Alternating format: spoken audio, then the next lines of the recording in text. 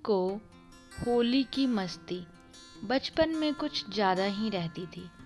पापा से उसका रंग और पिचकारी के लिए जिद करना, माँ का डांटना यानी कपड़े बिस्तर पर पर्दे आदि खराब न कर दे, और घर के बाहर जाकर रंग खेलने की हिदायत मिलना तो आम बात थी। मोहन बड़ा हुआ तो दोस्तों के साथ होली खेलना, घर के सदस्य और रिश्तेदारों को छोड़ होली के दिन दिन भर बाहर रहना हर साल का उसका क्रम रहता था। मोहन ने शादी होने के बाद शुरू में पत्नी के संग होली खेली और कुछ सालों बाद फिर दोस्तों के संग। घर में बुजुर्ग सदस्य की भी इच्छा होती थी कि कोई हमें भी रंग लगाए, हम भी खेले होली। वे बंद कमरे में अकेले बैठे रहते और उन्हें दरवाज़ा नहीं खोलने की बातें भी सुनने को मिलती कि बाहर से मिलने जुलने वाले लोग आएंगे तो वे घर का फर्श दीवारें खराब कर देंगे, इसलिए या तो बाहर बैठो नहीं तो दरवाज़ा बंद कर दो।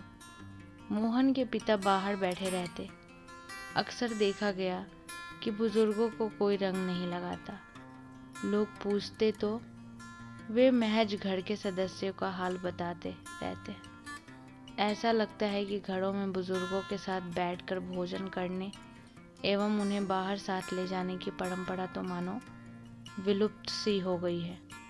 मोहन की पत्नी की तबीयत खराब रहने लगी। कुछ समय बाद उसका स्वर्गवास हो गया। होली का समय आया तो होली पर मृतक के यहाँ जाकर रंग डालने की परंपरा होती है। वो रिश्तेदार रंग डालकर चले गए। अगले साल फिर होली के समय पर घर के बाहर होली खेलने वालों का हो हल्ला सुनाई दे रहा था। मोहन दीवार पर लगी पत्नी की तस्वीर को देख रहा था। उसे पत्नी की बातें याद आ रही थी। क्या जी, दिन भर दोस्तों के संग होली खेलते हो, मेरे लिए आपके पास समय भी नहीं है। मैं होली खेलने के लिए हाथों में रंग लिए इंतजार करती रही।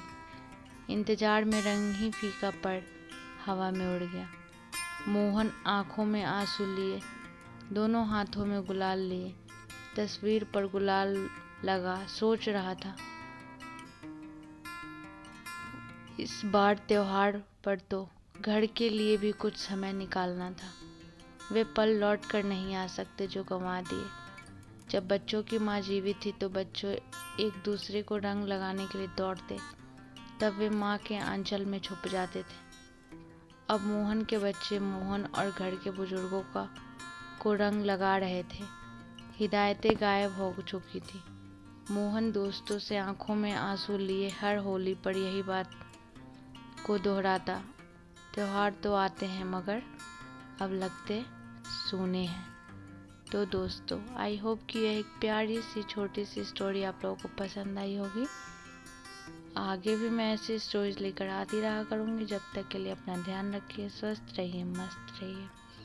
तो इस कहानी से हमें यह समझ में आता है कि जो भी हमें वक्त मिल रहा है, जैसा भी समय आ रहा है, तो उसे हमें जी भर के जी लेना चाहिए, क्योंकि कभी भी समय दोबारा पलट के नहीं आता। जो एक बार समय निकल गया वो कभी दोबारा नहीं आएगा। तो जो भी आपको ज़िंदगी जीनी है, जैसी भी ज़िंदगी जीनी है, आप जी लीजिए। तो आई होप कि आप लोगों को छोटी सी कहानी पसंद आई होगी। Bye bye.